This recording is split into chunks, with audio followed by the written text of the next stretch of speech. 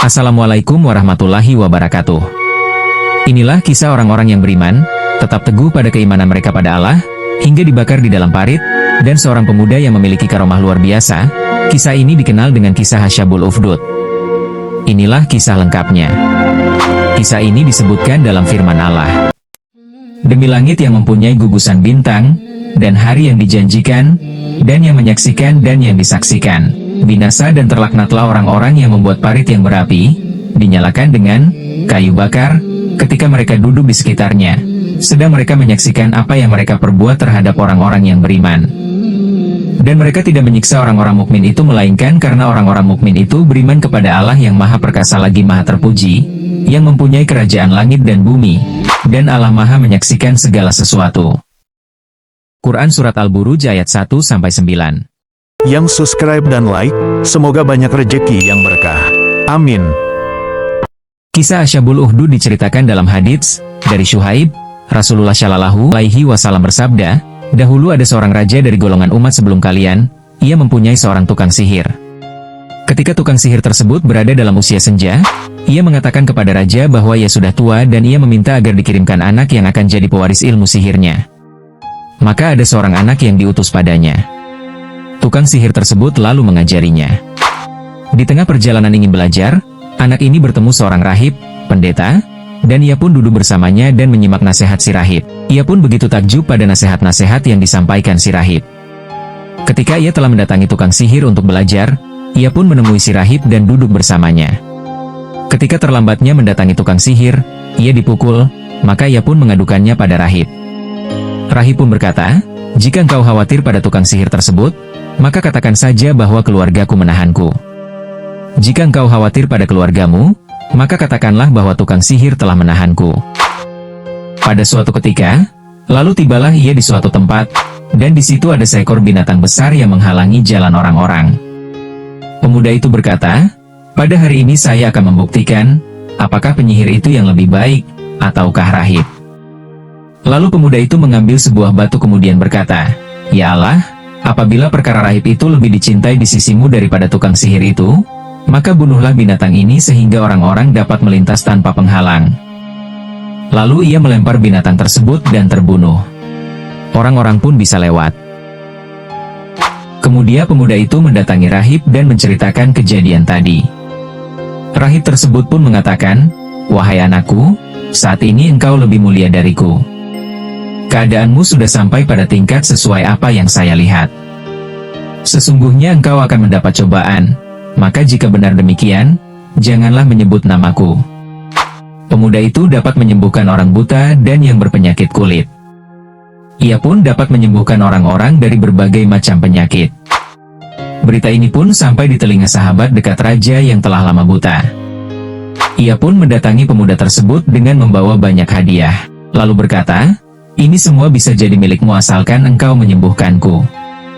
Pemuda itu menjawab, aku tidak dapat menyembuhkan seorang pun, yang mampu menyembuhkan hanyalah Allah. Jika engkau mau beriman pada Allah, aku akan berdoa supaya engkau bisa disembuhkan. Kemudian sahabat dekat raja itu pun beriman pada Allah. Dengan izin Allah, maka sembuhlah penyakit buta sahabat raja tersebut. Sahabat raja tadi kemudian mendatangi raja dan ia duduk seperti biasanya.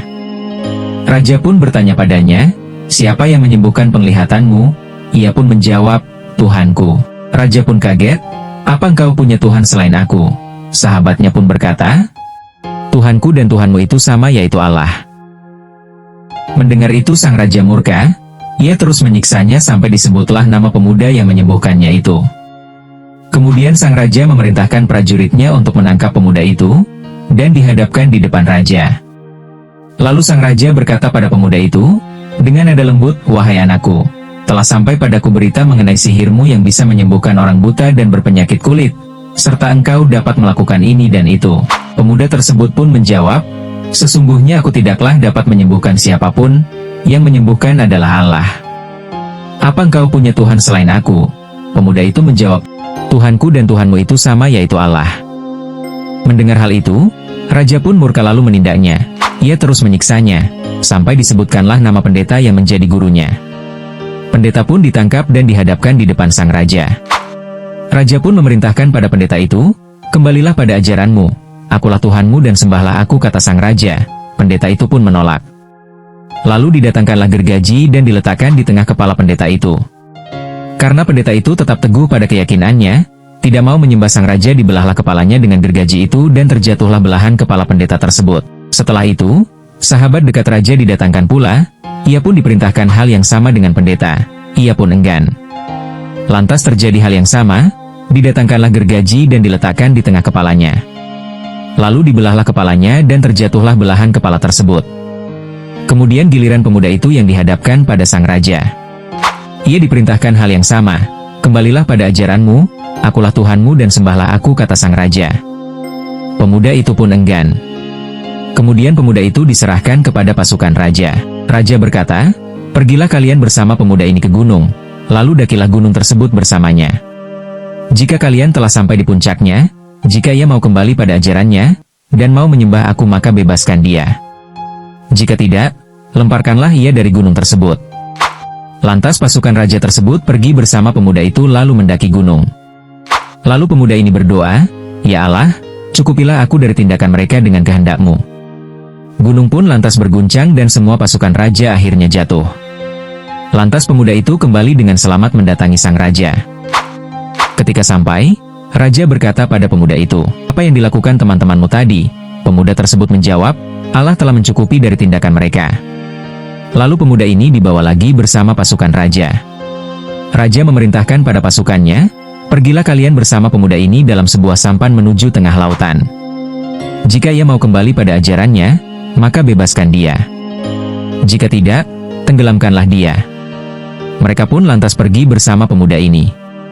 Lalu pemuda ini pun berdoa, "Ya Allah, cukupilah aku dari tindakan mereka dengan kehendak-Mu." Tiba-tiba sampan tersebut terbalik, lalu pasukan raja tenggelam.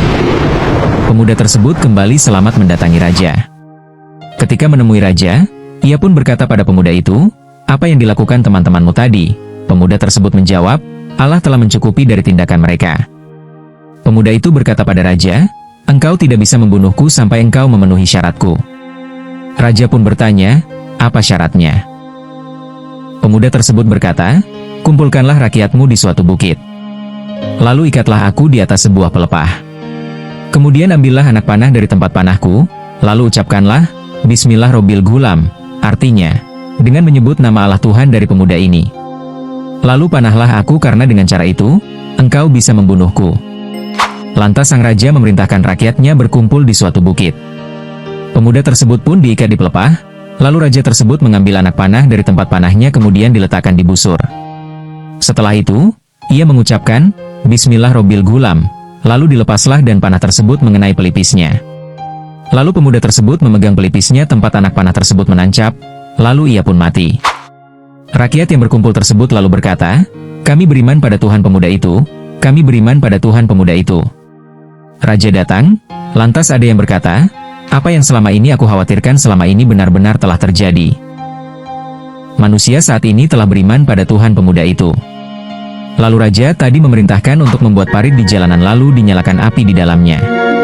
Raja tersebut pun berkata, "Siapa yang tidak mau kembali pada ajarannya, dan menyembah aku maka lemparkanlah ia ke dalamnya."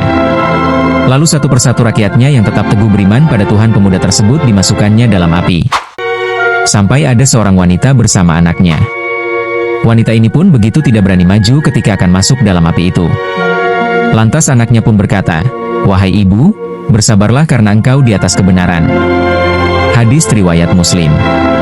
Kisah ini mengajarkan wajibnya bersabar ketika disakiti padahal berada dalam kebenaran. Semoga kita bisa memetik pelajaran-pelajaran berharga dari kisah pemuda ini. Wallahu a'lam bishawab. Yang subscribe dan like, semoga banyak rejeki yang berkah. Amin.